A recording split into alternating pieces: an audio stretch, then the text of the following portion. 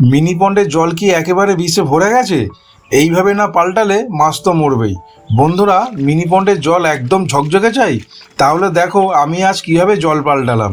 আগে পন্ডের পুরনো জল ফেলে দিলাম, তারপর একে ভালো করে নুন জল দিয়ে ধুয়ে নিলাম, যাতে সব ব্যাকটেরিয়া একদম শেষ হয়ে যায়। এরপর অরিজিনাল জলজ গাছগুলো নুন দিয়ে আলতো করে ধুয়ে নিলাম, কারণ ওদের সঙ্গে অনেক সময় ক্ষতিকর জীবাণু লেগে থাকে। তারপর পন্ডে ঢাললাম একদম ফ্রেশ জল। এবার দিলাম 3 রকমের স্পেশাল ওষুধ আর 1 চিমটে সন্দক লবণ। এরপর আমার প্রিয় গাপ্পি মাছগুলোকে ধীরে ধীরে ছাড়লাম পরিষ্কার জলে। এইভাবে নিয়ম করে জল পাল্টালে মাছ থাকে সুস্থ, পন্ড দেখতে লাগো একদম প্রাকৃতিক। বন্ধুরা, ভিডিওটা কেমন লাগলো অবশ্যই কমেন্টে জানিও। আর আমার চ্যানেলে নতুন হলে চ্যানেলটা অবশ্যই সাবস্ক্রাইব করো আর লাইক করতে ভুলো না। তো বন্ধুরা, দেখা হচ্ছে পরের ভিডিওতে। ততক্ষণ সময় ভালো থেকো আর সুস্থ থেকো।